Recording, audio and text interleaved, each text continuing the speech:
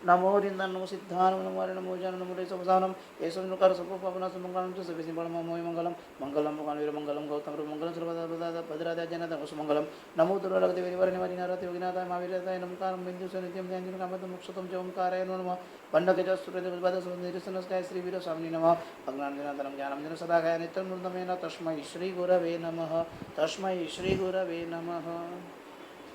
अनंत उपकारी अनंत कल्याण करनारा તારક તીર્થંકર શરમણ ભગવાન મહાવીર સ્વામી આ સંસાર સમુદ્રથી તરવા માટે અને મોક્ષ સુખની પ્રાપ્તિ પ્રાપ્ત કરવા માટે ધર્મ તીર્થની સ્થાપના કરી. સંકિતના 67 બોલી સજ્જાઈ આપણી પૂર્ણ થઈ. 8 પ્રકારના પ્રભાવક આપણે જોયા હતા. નૈમિતિક છેલ્લા 2 બાકી હતા. નિમિત્ત અને કાવ્ય અને પ્રાવચનિક. જ્યોતિષશાસ્ત્રમાં જે પારંગત છે તેને નૈમિતિક કહેવાય છે. મંત્ર અને તંત્ર વિદ્યામાં જેઓ પારંગત બને છે તેને તાંત્રિક કહેવાય છે. અને એનાથી પણ આગળ પ્રવચનની અંદર જેઓ પ્રભાવક છે, જેના પ્રવચનથી લોકો તરે તે પ્રાવચનિક કહેવામાં આવે છે. 8 પ્રકારના વિશિષ્ટ પ્રભાવક પરમાત્માના શાસનમાં જ્યારે જરૂર પડી ત્યારે તે સમય તેવા પ્રભાવક ગુરુ ભગવંતો થયા છે, થાય છે અને થશે. અને એમના તપ જપ ધ્યાન જ્ઞાન વગેરેના પ્રભાવે આ પ્રભુનું શાસન દિન પ્રતિદિન તે સમયે તે અવસરે તે પ્રસંગે વૃદ્ધિવંત બને છે. શાસન ખાલી એટલું બોલવાથી કે વાતો કરવાથી કે વ્યાખ્યાનથી કે આરાધનાથી નહીં, બધું ભેગું થાય ત્યારે ચાલે છે. એક બિલ્ડિંગ બનાવવું હોય તો પ્લાન બનાવનાર પણ જોઈએ, કડીઓ પણ જોઈએ, અને પાણી છાંટનારો માણસ પણ જોઈએ, લોખંડ પણ જોઈએ, સિમેન્ટ પણ જોઈએ, કોન્ક્રીટ પણ જોઈએ, તો ઈટાળો પણ જોઈએ, કડિયાઓ પણ માપ લેનારા જોઈએ, તો બરાબર કામ ચાલ્યું જેવું જોનારા એન્જિનિયર અને આર્કિટેક્ટો પણ જોઈએ. આ બધા જ્યારે ભેગા થાય ત્યારે એક આખું બિલ્ડિંગ તૈયાર થાય છે. એવી રીતે પ્રભુના શાસનમાં બધા પ્રભાવક ભેગા થાય ત્યારે તે સમયમાં તે મહાપુરુષોના પુણ્ય પ્રભાવથી, એમના અંતરાશીષથી, એમના તપ તેજથી, એમની પોતાની શાસનના સુંદર કરવાની ભાવનાથી અને એમના પોતાના સંયમના પ્રભાવથી આ પ્રભુના શાસનમાં સુંદરતમ શાસનની આરાધનાઓ એકંદરે ચાલતી હોય છે.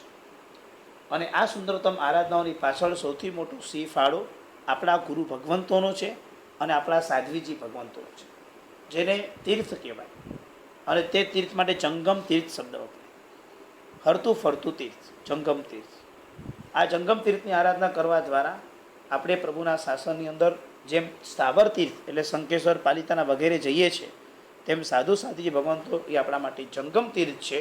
એ જંગમ તીર્થના વંદન, એને નમસ્કાર, અભિવાદન, તેમના આશીર્વાદ, તેમનું સાનિધ્ય જેટલું આપણે સતત લઈએ એટલે આપણે ધર્મના માર્ગમાં ખૂબ ઉજળા બને. અને આના દ્વારા આપણું સંકિત ખૂબ નિર્મળ બને. કારણ કે સંયમના પ્રભાવથી જેઓનો આત્મા અંતર નિર્મળ છે, જેમની આંતરિક પવિત્રતા ખૂબ શુદ્ધ છે, મન વચન કાયાના આલંબનો જેના ખરેખર પાપોને સ્પર્શતા નથી, અને જેની અંદર આખો અધ્યાત્મનો પરિણામ અંદર ખરેખર ઘર કર્યો છે, એવા ઉત્તમ આત્માઓની પવિત્રતા બહુ ઉત્તમ છે. મેં એવા મહાત્મા જોયા છે જેમના કપડામાંથી, એ પણ તમને કહું તો મેલા કપડામાંથી ગુલાબજળની સુગંધ આવે. મેં એવા મહાત્માઓ જોયા છે કે જે મહાત્મા કોચરી જે પણ કાંઈ વોરે એની આખી સ્મેલ બદલાઈ જાય. મેં એવા મહાત્મા જોયા છે કે જેનો પુણ્ય એટલો જબરદસ્ત હોય કે ગોચરી માટે જાય તો કોઈ દિવસ ગોચરીમાં કાંઈ પણ ન મળે એવું બને જ નહીં, મળે જ, અને યોગ્ય ગુરુને યોગ્ય લાવી શકે એટલા પુણ્યશાળી. મેં એવા મહાત્માઓ જોયા છે કે જ્યારે એ પોતે સંઘમાં જતા તેની પહેલાં વાતાવરણ જુદું હતું, અને જેવા પોતે સંઘમાં ગયા તો આખું વાતાવરણ બદલાઈ ગયું. વર્ષો પહેલાં અંજન સલગા પ્રતિષ્ઠાનો મદ્રાસમાં એક પ્રોગ્રામ બનેલો. મદ્રાસની અંદર એક દેરાસર, અને ત્યાં અંજન સલાહા કરવાની. હું તમને એટલું જ કહું છું કે ભલભલા આચાર્યમાં તો ત્યાં જાય અને ત્યાંથી પાછા આવે. બહુ સરસ ભાવનાથી જાય કે વિનંતી છે ચાલો અંજન સલાહા કરીને આવે, પણ ત્યાં જાય એક તો સંઘમાં એવા પ્રકારના ઝઘડાઓ, ડિમાન્ડો, મહાત્માઓનું ત્યાં કંઈ ન ચાલે, આખું ચોમાસું ફ્લોપ જાય, બધા પાછા આવે એમ નહીં, પણ જેટલા પાછા જતા હોય ને એને રોકે, કાંઈ ફાયદો નથી જોઈને. એટલે એવું વાતાવરણ હતું. અને તે વખતે સુરતની અંદર પરમ પૂજ્ય આચાર્ય ભગવાન અજાતશત્રુ અધ્યાત્મયોગી કલાપુરનું શ્રી મહારાજ બિરાજ. અને સંઘવાળાઓને નામ આવ્યું કે આપણે એમની પાસે અંજન સલાહા પ્રતિષ્ઠા કરાવે. એટલે સંઘ 1 મહિના સુધી વિનંતી કરે, રોજ સુરત આવી અલગ અલગ લોકો આવતા જેને વિનંતી કરે. એ ગુરુદેવે કીધું હવે જો ક્ષેત્ર સ્પર્શના થાય છે તે બાજુ પ્રયાણ કરશું, પ્રતિષ્ઠા મહોત્સવ જેવું કંઈક કરશું. નીકળ્યા ત્યાંથી. રસ્તાની અંદર ઘણા આચાર્યો તેમને રોક્યા છે, કાંઈ ફાયદો નથી, ખોટું આટલું તમે આટલા કિલોમીટર જાઓ છો, કાંઈ વળશે નહીં, અમે ગયા, અમારા પુરુષાર્થ નબળા થયા. એમને એક જ જવાબ આપ્યો, હું તો પ્રભુના દર્શન કરવા માટે જાઉં છું. અને એ મહાપુરુષ બોલે એમાં શંકા જ ન હોય, કારણ કે બોલે કાંઈક ને હોય કાંઈક એવું તેમનામાં હતું નહીં. અને એવા જ પરિણામથી પોતે ત્યાં ગયા. અને જેવા ત્યાં આગળ પહોંચ્યા આખું વાતાવરણ બદલાઈ ગયું, ઝઘડા સમી ગયા. અને અત્યારના આપણા ઇતિહાસમાં મારા ખ્યાલ પ્રમાણે એ સમયની અંદર, અત્યારના આજની તારીખની વાત નથી કરતો, એ સમયમાં નંબર 1 અંજન સલાકા પ્રતિષ્ઠા જે કહેવાય જબરદસ્ત મોટા પાયા પર ત્યારે એ પ્રતિષ્ઠા થઈ હતી. અને એ જેવી પ્રતિષ્ઠા થઈ અને લોકો ગુરુદેવથી જે ધર્મ પામ્યા, ત્યાર પછી માત્ર ત્યાંના 2-3 કે 5 વર્ષમાં ત્યાં આગળના આજુબાજુના સંઘો એટલા બધા ફટાફટ કાર્ય કર્યા કે 28 પ્રતિષ્ઠા એમના હાથેથી ત્યાં નિપુણ થઈ અને ગુરુદેવ પાછા. કેવા કેવા હશે અંદરના શુભ પરિણામ, કેમના તે અંજન થયેલા પરમાત્મા. કેવો ભાવ! સુમતીનાથ દાદાના દર્શન કરો છો ને? કોને અંજન કર્યા છે? અંજન કોને કર્યા? પ્રતિષ્ઠા નથી કહેતો, અંજન કોને કર્યા છે? કલાપોનું શ્રી દાદાએ અંજન કર્યા છે. કેવા દર્શન! આવા અધ્યાત્મ યોગી અજાત શત્રુ એટલે એનો કોઈ દુશ્મન જ નહીં. ઓફિશિયલ કોઈ દુશ્મન નહીં, અનઓફિશિયલ નહીં, ઓફિશિયલ કોઈ દુશ્મન. એના માટે કોઈ ગુરુ વિચારી એનો નિર્ણય, એમનો સંયમ, એમનો પ્રભાવ, એમનો તપ, એમનો તેજ, એમના અનન્ય વ્યક્તિઓ, એમના માટે કોઈ ગુરુ બોલનારો આ દુનિયામાં સુધી પેદા નથી હતા. તો પણ એમના માટે કોઈ નેગેટિવ પાર્ટ નહોતું દુનિયામાં. એવા અધ્યાત્મયોગી મહાપુરુષના હાથેથી જેમના અંજન થયા છે, જે પ્રભુના દર્શન તમારી નયન કરે છે. બોલો કેટલા ધન્ય છે! સમજાય છે કાંઈ? આ મહાપુરુષો આપણને મળ્યા, આ પ્રભુનું શાસન આપણને મળ્યું. આમાં એ તો હું તમને એક મહાપુરુષનું દ્રષ્ટાંત આપું છું. આવા તો 150, 200, 500, 1000 આચાર્ય ભગવંતોના લિસ્ટ છે. હું કોનું નામ આપું? કોણ કોણ કેવા કેવા ઉત્કૃષ્ટ કાર્યો શાસન માટે કરે છે. એક જોઈને બીજા બોલીએ, બીજા જોઈને ત્રીજા બોલીએ, ત્રીજા જોઈને ચોથા બોલીએ. બધા પાસે અલગ અલગ શક્તિ છે, અલગ અલગ વિભિન્નતા છે, પણ આપણું શાસન ઉજળું બન્યું છે માત્ર એક જ કારણસર, ગુરુ ભક્ત. અને શ્રાવક તરીકે આપણી બધાની ફરજ છે કે જેમ આપણે દેરાસરોને બરાબર સુંદરતમ રાખીએ છીએ, એટલી જ આપણી જૈન ધર્મની મુખ્ય એસેટ્સ કહેવાય કે જે આપણી જૈન ધર્મના ગુરુ ભગવંતો અને સાધ્વીજી ભગવંતો છે, એના માટે પણ આપણો સક્રિય પુરુષાર્થ હોવો જોઈએ. આપણી મૂડી છે, એમના પ્રભાવે ધર્મ ટક્યો છે. એમને ઘરે ઘરમાં ધર્મની જ્યોત ચલાવી છે. એમને ઘરે ઘરની અંદર ધર્મ વસાવ્યો છે. એને ઘટ ઘટમાં ધર્મ વસાવ્યો છે. અને એજ્યુકેટેડ લોકોએ ખરેખર દીક્ષા લઈને કેટલાયના જીવનો પરિવર્તિત કર્યા છે. એ જૈન ધર્મની મુખ્ય એસેટ છે. બહુ ભીતર જીવન બહુ નિર્મળ છે, બહુ નિર્મળ. એક એક સાધુ સાધુગણને જોઈએ છે, અશુભ વિચાર માત્ર તેઓને સ્પર્શતા નથી, એટલા નિર્મળ જીવન છે. આ કાળ, જે કાળમાં આપણે શુભ વિચાર શોધવા નીકળવા પડે, શુભ નિમિત્તો પકડી રાખવા પડે, એવા સમયોમાં એ નિર્મળ ચિત્તથી આ જ દુનિયામાં, આ જ વાતાવરણમાં મજાથી રહી શકતા હોય, આટલું ઉત્તમ તીર્થ આપણા માટે મળ્યું છે. આવા તીર્થોના દર્શન વંદન કરીએ તો કેટલો આનંદ થાય. હંસકીર્તિ મહારાજ 300 વિચારો. 12 વર્ષની ઉંમરે જ્યારે ગુરુદેવની પાસે ગયા, સાહેબ આંબિલ મારે 5 વીઘા ત્યાગનું પચખાણ આપો. નાની વહી જઈને ગુરુજી એમ કહે છે, તારી મમ્મીને બોલાવતો આપો. મમ્મીને બોલાવ્યા. મમ્મીએ સાહેબને કીધું કે સાહેબ તમે પચખાણ આપવામાં ઢીલા પડો છો. જ્યાં આવી માં હતી કે સાહેબને એમ કે પચખાણ આપવામાં ઢીલા પડ્યા. આજની તારીખમાં પણ 105 વર્ષની વય જેઓએ પ્રાપ્ત કરી, સિદ્ધેશ્વરીશ્વરજી મહારાજ. આજની તારીખમાં એ મહાપુરુષનું નામ જીવંત છે. આજની તારીખમાં કોઈ પણ વસ્તુ દુનિયામાં ખોવાઈ જાય, તમે ખાલી સિદ્ધેશ્વરી મહારાજનો જાપ કરજો, તમને વસ્તુ પાછી મળી જશે. 100% લખીને. કેટલા ટકા બોલું છું? 100%. હું અહીંયા ચેલેન્જ 100% બોલીને જાઉં છું. જે સિદ્ધેશ્વરી મહારાજને મેં જોયા નથી, મેં ખાલી એમનો ફોટો જોયો, પણ જેના નામની આ તાકાત છે. હમણાં અમે તારંગા બાજુ હતા. તારંગાની અંદર અમે બધા ત્યાં યાત્રા કરવા ગયા હતા. એક તો ત્યાં મોબાઈલના નેટવર્ક પકડાય નહીં, શાંતિ હતી, પણ શાંતિમાં અશાંતિ કરનારા લોકો હોય દુનિયામાં. પછી આમ નેટવર્ક શોધવા માટે ક્યાંક નીકળે, એકાદ નેટવર્કમાં આમ ઓલું પકડાય એટલે આમ આનંદનો અનુભૂતિ થાય. એમાં એક બેન ફોનમાં વાત કરતા હતા અને એ બેને કીધું કે એક એવો પ્રસંગ બન્યો કે અમેરિકામાં 2 લેપટોપ એના કોઈ પરિવારના કોઈ વિછેરના હતા, ઓળખીતા પારખીતાને ખોવાઈ ગયા છે. સિદ્ધેશ્વરી મહારાજનો જાપ કરવાનો, બીજું શું.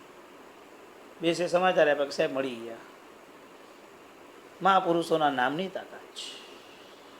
ખોવાઈ ગયા હતા, કોઈ અમેરિકન છોકરીના હાથમાં આવ્યા હતા ને એને કંઈ બી કોન્ટેક્ટ કર્યો ને સામેથી કેવડા કે મારી પાસે છે, અહીંયા મળીને લઈ જજો. 2 લેપટોપ સારા એવા પ્રમાણના છે, ખબર નહીં શું હશે.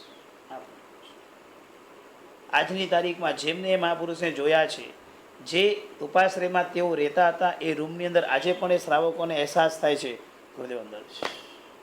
માનસિક રીતે નહીં, એક વાસ્તવિક સ્વરૂપે અહેસાસ થાય છે. કેવો પ્રસંગ બનેલો. એક બેન પચખાન લેવા માટે આવ્યા હતા. કોઈક તિથિનો દિવસ હશે, ચાલુ તિથિ હશે, મોટી તિથિ નહીં હોય, અને ઉપવાસનું પચખાન માંગ્યું. તો સાહેબ કે આજે કેમ ઉપવાસ? એટલે શ્રાવિકા બેને કીધું, કેમ સાહેબ આટલું પણ ખબર હતી વર્ષિતપમાં જે ઉપવાસ આવે? આટલો શબ્દ શ્રાવિકાએ સંભળાયો ત્યારથી તો વર્ષિતપ ચાલુ કરી નાખી. 36 વર્ષિતપ, 105 વર્ષ. જે દિવસે બેને સંભળાયું એ દિવસથી વર્ષિતપ ચાલુ થયા, ચાલતા રહ્યા. કેવા મહાપુરુષ!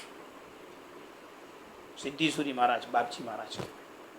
અમદાવાદનું પ્રત્યેક પલ ધન્ય છે કે લોકોએ મોટા મહાપુરુષોને જન્મ આપ્યા છે, મહાપુરુષોને સાચવ્યા છે, અને મહાપુરુષોની અંતિમ સમાધિ એ લોકોએ જોઈ છે. એ આખો શ્રેય અમદાવાદના ભાગ છે. તો હું તમને 1-2 દ્રષ્ટાંત આપીને બંધ કરીશ, કારણ કે હું એક આ બધા તો મોતી છે, રત્નો છે. હું એક જોગીશ તો બીજું ભૂલીશ, બીજું જોઈશ તો ત્રીજું ભૂલીશ, ત્રીજું. પણ આ જે આપણું શાસન છે પ્રભુનું, એ આવા મહાપુરુષોથી જાજલ્યમાન છે. અને શ્રાવક તરીકે આપણી પહેલી ફરજ એ બનશે કે સ્થાવર તીર્થ અને જંગમ તીર્થ એ બંને આપણું એકદમ ડેવલપ રહેવું જોઈએ, એકદમ સક્રિય રહેવું જોઈએ, એકદમ સરસ રહેવું જોઈએ. અને એના થકી આ શાસન આટલું ઉજળું બને છે. તેના માટે આપણો પ્રયત્ન એ મહાન વ્યક્તિઓ માટે એકદમ ઉલ્લાસ, ઉમંગ, આનંદ અને એકદમ સરસ સુંદર ભાવે હોવો જોઈએ. આ બધું જો આપણી સાથે હશે તો એમ કહી શકાય કે ખરેખર આપણી આનંદની અનુભૂતિઓ આગળ થયા વિના નહીં. ખ્યાલ આવ્યો? સંકિતના 67 સજ્જાઈ પૂરી થઈ. સંકિતનો મુખ્ય આશય હતો કે શ્રદ્ધા તમારી દ્રઢ બનવી જોઈએ. સંકિતનો બીજો આશય હતો કે આવું સરસ પ્રભુનું શાસન, આટલો સરસ ધર્મ અને આટલું સરસ વાતાવરણ મળ્યા પછી આપણને બીજે જવાનું મન થાય તો આપણે ચૂકીએ છીએ. ત્રીજો આશય હતો આખી દ્રષ્ટિ જુદી થાય છે. સંસાર અને જૈન શાસન મળ્યા પછી વિચારધારા કેવી બદલાય? સંસારના જેવો એમ માને કે કોઈની ભૂલ થાય તો આપણે એકવાર એને જણાવી દેવાનું ખરી કે ભૂલ થાય છે, શું બીજી વખત કરે નહીં. પણ જૈન શાસનના આવા સરસના પદાર્થો ભણ્યા પછી દ્રષ્ટિ શું આવે કે આપણે બચાવવા, એને ભૂલ બતાવવાનો આપણો અધિકાર નથી, એની ભૂલ જોવાનો પણ આપણો અધિકાર નથી. એ કાંઈ ભૂલ કરે છે એવું આપણને દેખાયું છે તો પણ આપણે એને બહુ મહત્ત્વ આપવાનું નથી. આપણે તો એક જ ભાવથી ભાવિત બનીને રહેવાનું છે, એક જ ભાવનાથી એકદમ ઉલ્લાસિત રહેવાનું છે. એવી ભાવનાથી આપણે સઘળ બનવાનું છે કે જે પણ કાંઈ હશે આપણા કર્મને આધીન હશે, એમાં એનો કોઈ વાંક નથી. અને એના માટે પણ સુંદર ભાવ, શુભ ભાવ અને પ્રેમનું વાતાવરણ આપણે ડેવલપ કરવાનું છે. 3 ચીજ જીવનમાં શીખી રહેજો સંકિતની વસ્તુ સમજ્યા પછી. નંબર 1, કોઈની ફરિયાદ નહીં. નંબર 2, પ્રેમ. નંબર 3, શુભ ભાવ. આ 3 વસ્તુ જો તમારી પાસે હશે તો ખરેખર સંકિતનો પરિણામ તમને સમજાશે. નંબર 1, ફરિયાદ. ફરિયાદ કરો છો, દીકરાની ફરિયાદ કરો, ક્યારેક દીકરીની ફરિયાદ કરો, ક્યારેક શ્રાવકની ફરિયાદ કરો, ક્યારેક શ્રાવિકાની ફરિયાદ મૂકી. ફરિયાદમાં કાંઈ ન હોય પણ તમે ફરિયાદ કરી, કેમ? તમે એની દોષ જોયું, તમે એની ભૂલ જોઈ. તમે દોષ જોયો તો તમે તમારા આત્માને નિંદિત કર્યો, તમારી સરળતા ચૂકાઈ ગઈ. આજે એક દોષ જોશો, કાલે બીજો દેખાશે, પછી ત્રીજો દેખાશે, તમે હતા ત્યાં ને ત્યાં જતા રહેશો. ભલે ખબર જ છે, હવે મહાપુરુષોની પાસે જ્યારે હોય, ગુરુ ભગવંતોની પાસે જ્યારે હોય, અમને ખબર છે કે આ માણસ ખોટો છે.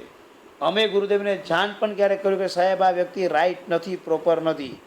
અમારા કરતાં તો ગુરુદેવને વધારે સરસ ખબર હોય કે આ કેટલા લોચા કરે છે. તો પણ કોઈ દિવસ ગુરુદેવ એની સાથે કોઈ માઠો ખોટો વ્યવહાર મોઢેથી, પ્રસંગથી, ભાવથી, વિચારથી કોઈ પણ તે બતાવે નહીં. ત્યારે અમને એમ થાય કે કેટલી પરાકાષ્ઠામાં સાહેબ આવશો ને ઘડી શકતા હશો. પ્રેમ એટલો જ અંદિત રહે, એટલો જ પ્રેમ આપે. પૈસો કે પુણ્યની, પ્રેમથી દુનિયાને જીતી શકાય છે. અને પ્રેમથી દુનિયાને જીતવી, વાત્સલ્યથી દુનિયાને જીતવી એ બહુ મોટું છે.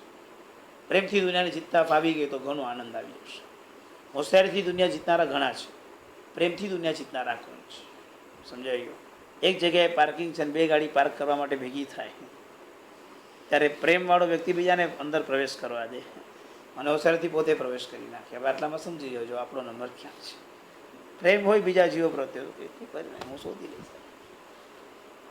વિશ્વાસ હોય પ્રેમનો તો બધું મળી જાય, કાંઈ અટકતું નથી.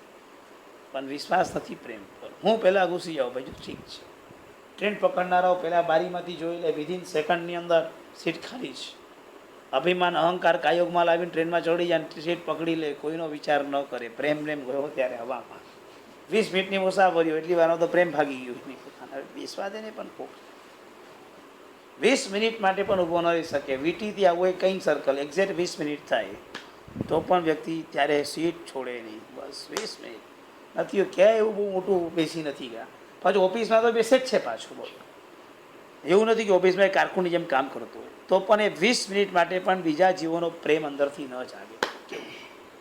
પ્રેમ જાગવો જોઈએ. 20 મિનિટમાં શું ફરક પડે?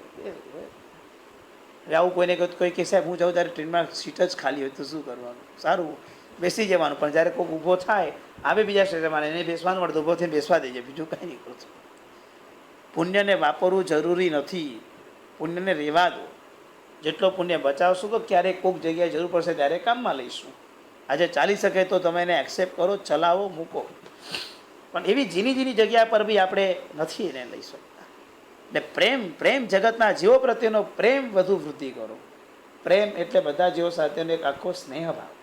બધા જીવો, એમાં બી તમને ખ્યાલ બી હોય કે આ 19-20 છે, અમારી સાથે ખાલી બોલવા પૂરતોનો વ્યવહાર કરે છે, અમારી સાથે વધુ સારું સંબંધ રાખે છે, આ અંદરથી કાટ છે, અંદરથી જબરો છે, તમને બધું જ સમજાય તો એ બધા સાથે તમારે પ્રેમ રાખો તો આ જૈન શાસન પામ્યા કહેવાય. બાકી તો સંસારમાં હતા ને ભણ્યા પછી ત્યાં છો ત્યાં જ, કાંઈ ફાયદો નહીં.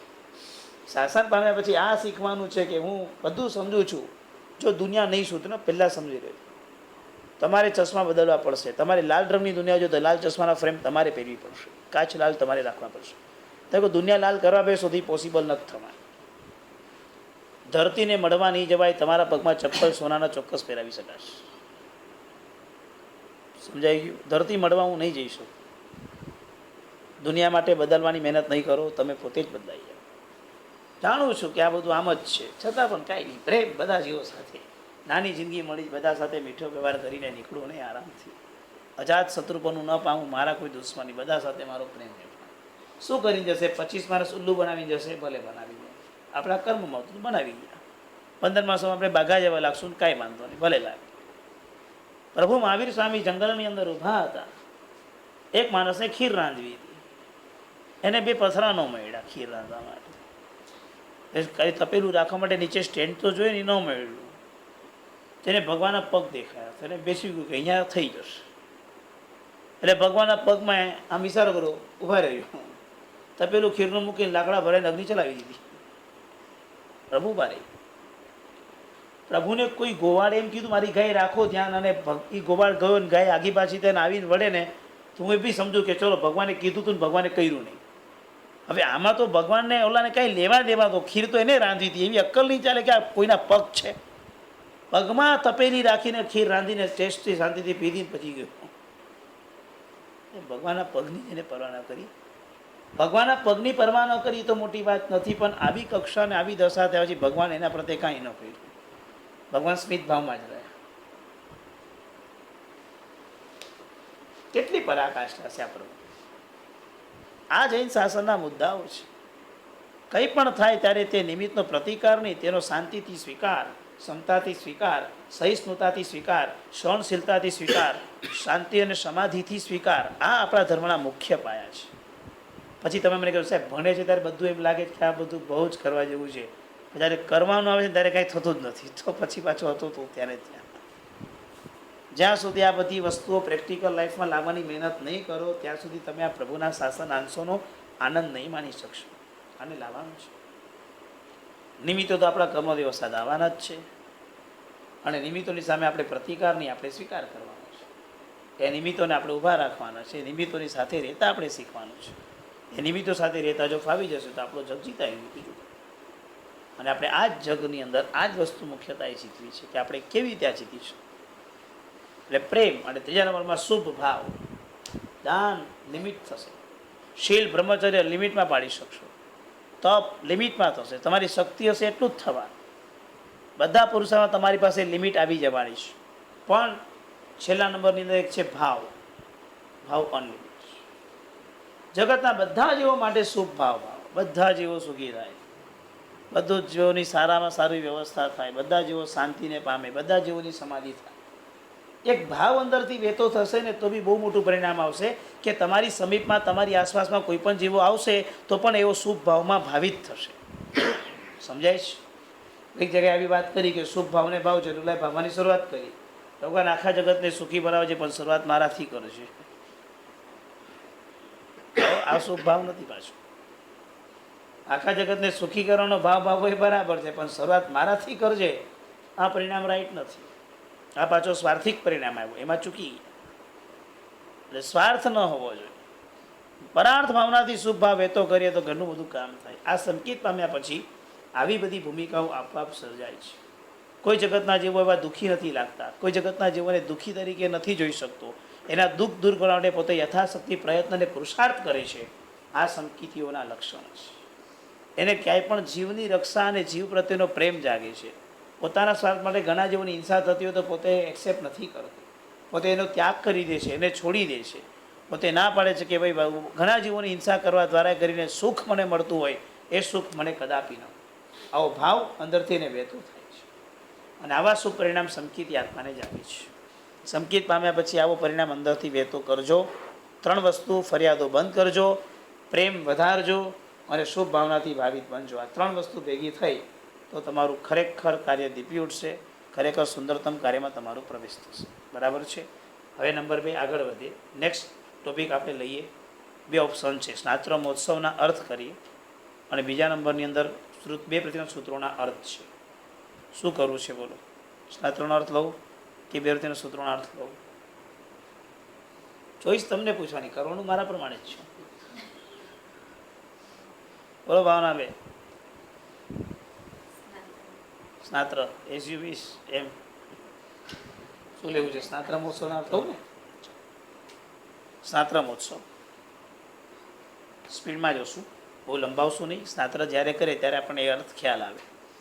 સ્નાત્ર મહોત્સવ એટલે 2 કલ્યાણકની ઉજવણી, ચ્યવન અને જન્મ. 2 કલ્યાણકની ઉજવણી. દીક્ષા અને કેવળદાન માટેની ભાવના પાવાની, કારણ કે ઉલ્લાસના 2 જ કલ્યાણક, ચ્યવન અને જન્મ. પછી ભગવાન દીક્ષા લઈ એટલે વૈરાગી આવી, આપણે રડવું આવે, ભગવાન છોડીને ગયા.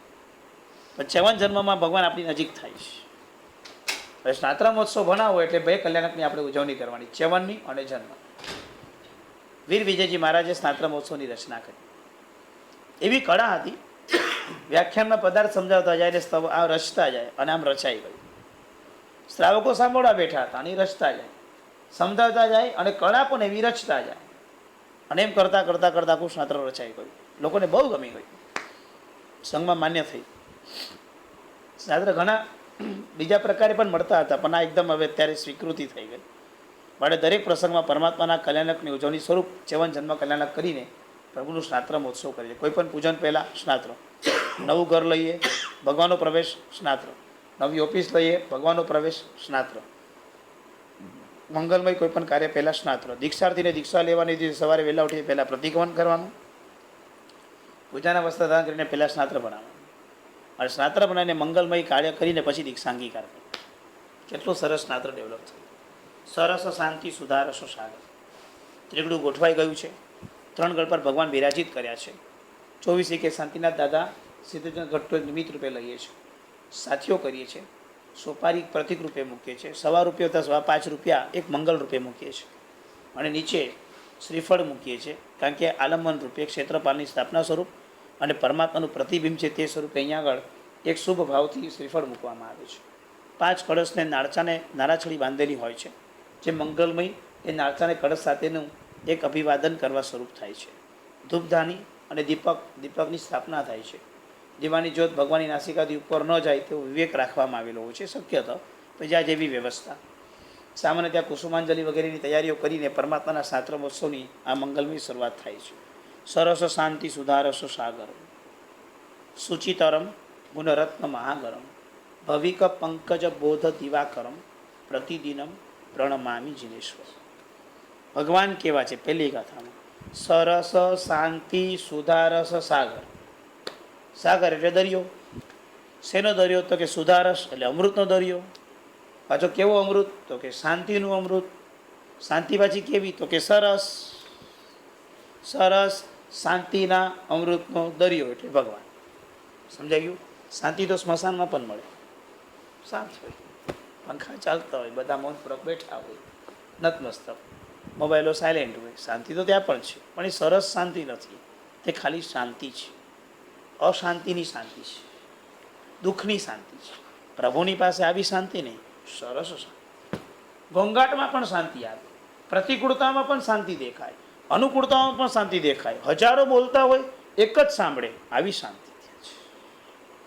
સમજાય છે? દેરાસરમાં કેટલા ચૈતન્ય કરે એક સાથે, પાલિતાનામાં તો કે ઢગલા બંધ, એક આ ખૂણામાં કરે, એક આ ખૂણામાં કરે, એક વચ્ચે કરે, એક ગભરાણી બહાર રંગમંડપમાં પતરા નીચે કરે, એક અહીંથી કરે, ભગવાન બધાને સાંભળે એક સાથે.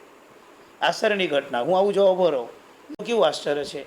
બધા ખૂણા ખાતે એક સાથે બધા કંઈક ને કંઈક બોલબોલ કરે છે, બધાને ભગવાન એક સાથે સાંભળી શકે, બોલો આશ્ચર્ય છે ને. ક્રિશ્ચનોની ચર્ચની અંદર કદાચ ભૂલા પડ્યા હોય, એક બોલતો ને બધા સાંભળતા હોય, બીજા કોઈના મંદિરોમાં ગયા હોય, સંતોની પાસે ગયા હોય, એક બોલે બધા સાંભળે, અહીંયા પણ જો એક બોલે બધા સાંભળે છે. પણ પ્રભુના નાથનો દરબાર કેવો, બધા બોલે એક સાંભળે, કેટલી શાંતિ. એક સાથે જે બધાનું સાંભળી શકે એ સરસ શાંતિ, એનો દરિયો આ પ્રભુ છે. સુચિતરમ, અત્યંત પવિત્ર, અત્યંત સુચિતર એટલે અત્યંત પવિત્ર. ગુણ રત્ન મહાગરમ, ગુણરૂપી રત્નોની મોટી ખાણ. ભગવાન પાસે ગુણો છે, ગુણોની મોટી ખાણ છે. જે પણ ગુણ દુનિયાનો સારો બધું પ્રભુમાં છે. પ્રભુની પ્રભુતા આવી, બધા ગુણો પ્રભુમાં છે. એક ગુણ દેખાય પછી બધા કલ્પી લેવાના કે આટલા બધા ગુણો છે. કારણ કે માનવમાં કેટલી માનવતા છે બધી કંઈ જોવા ન જવાય. આપણે એક માનવતાનું કાર્ય નક્કી કહું, હા માણસ કેટલો જેન્યુન હશે, કેવી એની માનવતા હશે કે આ આટલું કરતો બીજું કેટલું કરતો હશે. એક જ જગ્યાએ માનવતા દેખાય એટલે બધી માનવતાની કલ્પના થઈ શકે. પ્રભુનો એકાદ ગુણ દેખાય એટલે બધા ગુણોની કલ્પના કરી શકાય કે પ્રભુ કેવા ગુણિયા છે. પ્રભુના બધા ગુણો પરાકાષ્ઠાના, પરાકાષ્ઠા એટલે બહુ ઊંચી લેવલના. નાનામાં નાનો ગુણ પણ ટોપ, મોટો, ઊંડો, સરસ અને એકદમ ભાવ ભરેલો, આ બધા ગુણથી યુક્ત પ્રભુ છે. માટે લખ્યું છે સુચિતરમ ગુણરત્ન મહાગરમ, ભવિક પંકજ બોધ દિવાકર. સૂર્યનું પેલું કિરણ પડે, પંકજ એટલે કમળો ખીલે. બસ પરમાત્મા કોના જેવા? દિવાકર, સૂર્ય જેવા. કોના માટે? આ બધા કમળ જેવા. ક્લાસમાં બેઠા હોય, માંડ માંડ આંખ આમ ખોલી કરો એને ટ્રાય કરતા હોય, બાકી મીંચાઈ જતી હોય બિચારા, જોકા આવતા હોય, આંખો બંધ થતી હોય, પાછા આમ ચાક એમ ફટ કરતા કે કંઈક સૂર્ય આવ્યું એટલે આંખનું પાપણ ખુલે. કમળ આવી તે જ ખીલે, ખ્યાલ આવી. ભવિક પંકજ બોધ દિવાકર, ભવ્ય જીવોના કમળ. અને કમળના જે બધા જે એક એક બંધ થયેલી બીડાયેલી બધી પાપણો ને પાંદડીઓ છે એ બધી આમ દિવાકરની સામે આમ ફટ કરતી ખુલે. માટે લે કોઈ ભવિક પંકજ બોધ દિવાકરમ. પછી પૂછી રહેવા સર પ્રતિદિનમ પ્રણમામી જીનેશ્વર. પ્રતિદિનમ એટલે દરરોજ, એક પણ દિવસ ખાડો પાડ્યા વિના ડેલી ભગવાનને બે હાથ જોડીને તમે બધા પરમાત્માને પ્રણામ કરો. બરાબર. પછી શું? તો કે કુસુમા ભરણ ઉતારીને પડીમાં ધરીય વિવેક, મજ્જન પીઠે થાપીને કરીએ જળ અભિષેક. પરમાત્માના 3 ઘર હોય, આપણે તો શાસ્ત્રમાં એક જ ઘર રાખ્યું છે, પણ એક ઘરમાં પરમાત્માના આભૂષણો ઉતારવામાં આવે, કપડાં ચેન્જ કરવાની રૂપ. કુસુમ આભરણ ઉતારી, ફૂલો ને આભરણ ને કપડાં ને જે બી કાંઈ પરમાત્મા પર હતું બધું ઉતારો પહેલાં. પડીમાં ધરીય વિવેક, આ લેતી વખતે વિવેક ગુણ ડેવલપ કરજો, કારણ કે તમે ઉતાવળમાં આવી જાઓ, ભાવમાં આવી જાઓ અને મારા પ્રભુને વાગી ન શકો છો. દાખીનો પણ એવી રીતે ઉતારજો મારા પ્રભુનો કે એને કાંઈ ખબર ન પડે. સમજાય? એક જગ્યાએ અંજન સલાગામાં હતા, ભગવાને 5 વસ્તુ લાગેલી હોય, અરીઠાણી માળા, જવની માળા, હાથમાં રક્ષા પોટલી, વળી પાછા મીંઢણ પહેરાવે લગ્નના, અને બીજો કંઈક 1-2 દોરા લાગેલા હતા. એ પ્રતિષ્ઠા તેનું તોડું આવ્યું કાઢવાનું, તોડા તો મંડી બેઠા, ઘાટ ન નીકળે તો હાથને ખેંચીને તોડવા લાગ્યા. મેં કીધું આ ગજબ છે, ભગવાને હવે પથ્થર સમજાય છે પ્રતિમે. એના મંત્રો છે કંકણ મોચન, ભગવાને બધું પહેરાવેલું રાખ્યા બાદ ભગવાનની પ્રતિષ્ઠા થાય પછી વિશિષ્ટ મંત્રો બોલવા પડે, અને મંત્ર બોલીને એ કંકણને છોડવામાં આવે. લગ્નના મીંઢણ પહેર્યા પછી તરત નથી ખોલાતા, એને ખોલવા માટેના પણ મંત્રો છે. કોઈને માતાજીને ત્યાં જવું પડે, કોઈને ક્યાંક જવું પડે, ત્યાં જઈને મીંઢણ ખોલવામાં આવે. કંકણ મોચનના પણ મંત્રો હોય છે, અને લોકો જાણતા નથી, અને લોભવૃત્તિ જાગી હોય હું લઈ લઉં આ, એટલા માટે પછી કંઈ પણ કરવા માટે તૈયાર થઈ જાય ત્યારે લઈ લે. આવું બધું શ્રદ્ધા સારી, વિવેક ચોક્કસ ચૂકી. ત્યારે લખ્યું છે પડીમાં ધૈર્ય વિવેક. એક જગ્યાએ ભગવાનનો પક્ષ સાગરીને લાવી ભગવાન આમ ઉપાડ્યા હતા, હાથમાં ગળસી ત્યાં.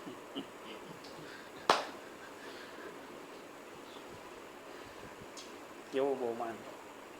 વિનંતી કરે છે પ્રભુ ચાલો, વિનંતી છે પ્રભુને એમ સંભાળીને લેવાના છે, વ્યવસ્થિત એને મૂકવાના છે. વિવેક પડીમાં ધૈર્ય વિવેક મજ્જન પીઠે થાપી છે. ભગવાને જ્યાં સ્નાન કરાવવાનું છે તેને મજ્જન પીઠ કહેવાય. મજ્જન એટલે નાવાનું. ભગવાને હવે મજ્જન પીઠમાં લઈ કરીએ જળ અભિષેક. પહેલો અભિષેક આખો અહીંયા આગળ થયો. સ્નાત્ર એટલે બે જ પૂજા, જલ પૂજા અને પુષ્પ પૂજા, બસ. બીજું ફૂલની પૂજા કરો, પાણીની પૂજા કરો, ફૂલની પૂજા કરો, પાણીની પૂજા કરો, બસ. જેમ જેમ ફૂલ પૂજા કરતા જાઓ તેમ તેમ તમારા શરીરમાંથી રોગ જતો જાય, અને જેમ જેમ જલ પૂજા કરતા જાઓ તેમ તેમ તમારામાંથી દોષો નિર્મળ થવાના. બે કામ જેટલું ભગવાન પર તમે કરો એટલું તમારા પર અસર થતી જ જાય, નિર્મળતા પ્રાપ્ત થતી જ જાય. જેટલું પ્રભુને અર્પણ એટલું આપણામાં શુદ્ધિકરણ. સમજાય બરાબર? માટે લખ્યું છે કરીએ જલ અભિષેક. જીને જન્મ સમય મેરુ સિંહરે રયન કણય કલ સેહી દેવા સુરેહિમ નહવિયો તે ધનના જેહિમ દીઠોસ. ભગવાનના જન્મ સમયમાં મેરુ પર્વત ઉપર ભગવાનને 1,60,00,000 કળશોથી અભિષેક થયા. બરાબર છે? રયન કણ કેવા કળશો હતા? રજત, સોના, ચાંદી, માટી, ગંગા જમના. રજત ચાંદી મિક્સ, રજતને સોનું મિક્સ, સોનું ને રૂપું મિક્સ, રત્ન મિક્સ, રત્ન ને માટી મિક્સ, આવા કરીને 8 જાતિના કળશો હતા. બધા 1000 હતા. એટલે 8,000 ઈ થયા. એ બધાની 8,000 જોડી હતી. 64,000 ઈ થયા. રિપીટ થતા ગયા. એમાં વળી 1 યોજનનું નાળચું. હવે 1 યોજન ન સર તમને બહુ સરસ સમજાવું. 12 કિલોમીટરનું નાળચું. એટલે આવડા મોટા કળશો એ લોકો રત્નોના, જેમાંથી ભગવાનનો તમે પક્ષાલ કરો ને એને નાળચું. એટલે એની જેલી આપણી જેમાંથી ધાર થાય. કેટલો સરસ વાત.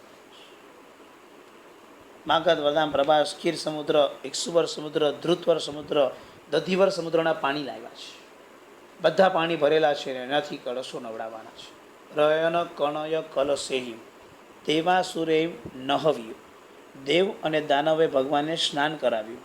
પછી બહુ સરસ વાત લખી છે. તે ધનના જેહિમ દીઠોસ. તે ધન્ય છે કે જેને આ જોયું છે. સંકેશ્વરમાં દાદા પર પક્ષાલ થતો હોય, 5 જણા અંદર લાભાર્થી જોયા હોય, આમ બધા આમ કાક ડોળે નજરે જોતા હોય, ને પછી જેવો આમ પક્ષાલ થાય બધા હા હા દાદાનો પક્ષાલ થયો એવો આનંદ આવ્યો. તે ધનના છે એમ દીઠો છે. તે ધન્ય છે જેને જોયો. જેને કર્યું એની વાત નથી કરતા, જેને જોયો એ ધન્ય છે. જેને પ્રભુના પક્ષાલ જોયા તે ધન્ય છે. સમજાયું? એ આનંદ છે. ધારા વહેતી હોય, ધારા વહેતી હોય. પોપાવરની અંદર જ્યારે થાય ત્યારે લોકો ખાસ પક્ષાલ કરે, ચડાવો લે. ત્યાં 27 કેટલા કંઈક સંતિકરમ બોલીને ભગવાનનો અભિષેક કરાવે રોજ ડેલી. લોકો નાગેશ્વર જાય કે નહીં, મોહન ખેડા જાય, ત્યાંથી ખાસ ભોપાવર જાય. ભોપાવર જઈને ચડાવો લે.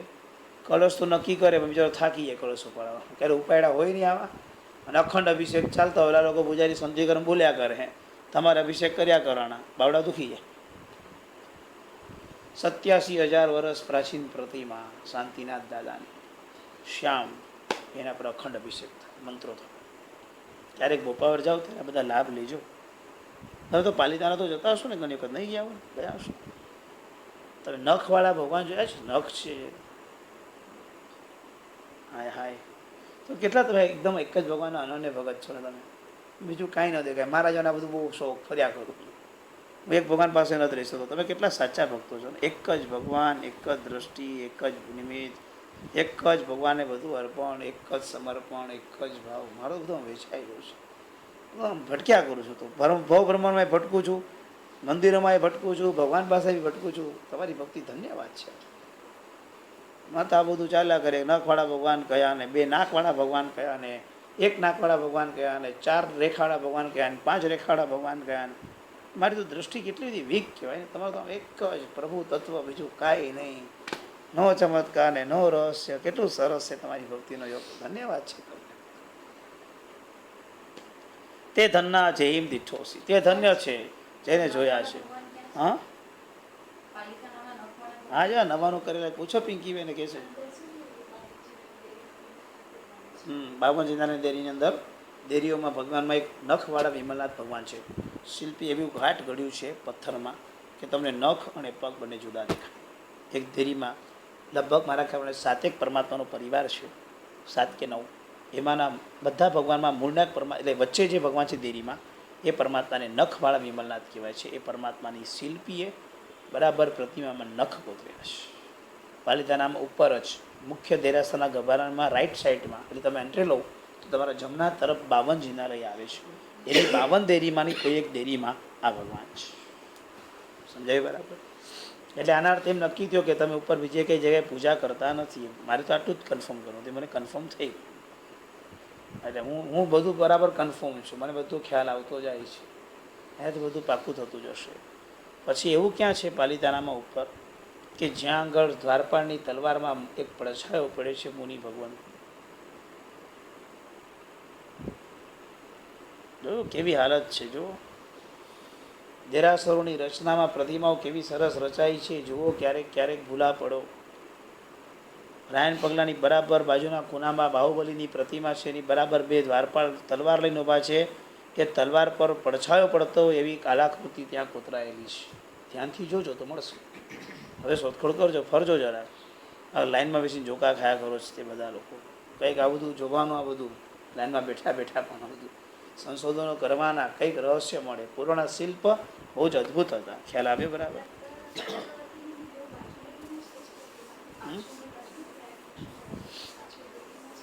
ના, જમણી તરફ છે. તે ધનના જેમ દીઠો છે. નિર્મળ જળ કળશે નવરાવે, વસ્ત્ર અમૂલખ અંગ ધરાવે, કુસુમાંજલિ મેલો આદિજનંદ. અભિષેક પૂરો થયો.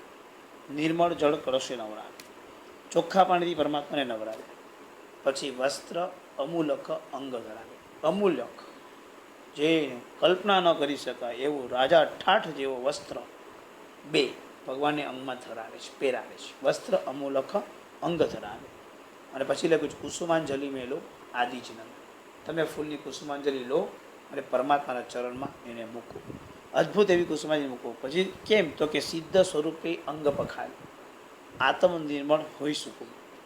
તમે પ્રભુનો જે પખાલ કર્યો, પખાલ એટલે પ્રક્ષાલ કર્યો, તે કોની જેમ કર્યો તમે? તો કે પ્રભુના કોઈ શરીર પર નહીં, એના આત્મા જે સિદ્ધ સ્વરૂપમાં છે એ કેટલું નિર્મળ છે, એ નિર્મળ ભાવોને ધ્યાનમાં રાખીને તમે સિદ્ધના સ્વરૂપને પકડીને તમે એના પર પક્ષાલ કર્યો. સિદ્ધ સ્વરૂપી અંગ પખાલી આત્મ નિર્મળ હોઈ સુકુમાર. એને કારણે તમારો આત્મા પણ નિર્મળ બન્યો, સુકુમાર કોમળ બન્યો. કુસુમાંજલિ મેલો આદિચિનંદ.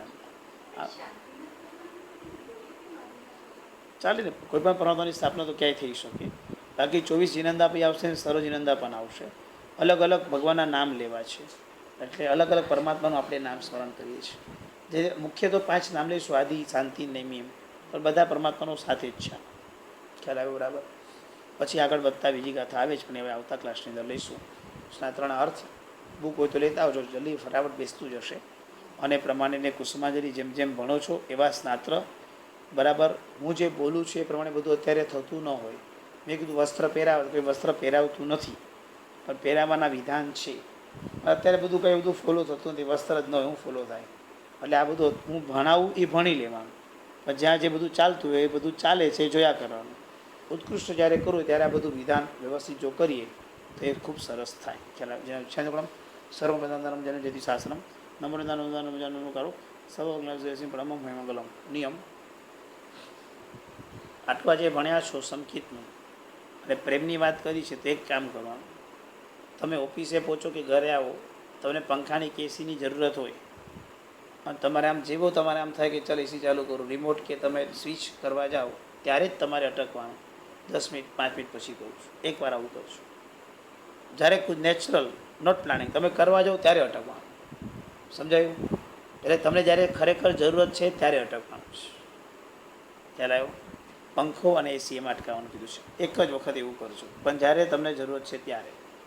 નમ્રતા વડે રસકમ સીધા નમસ્કાર નમો શિવાય.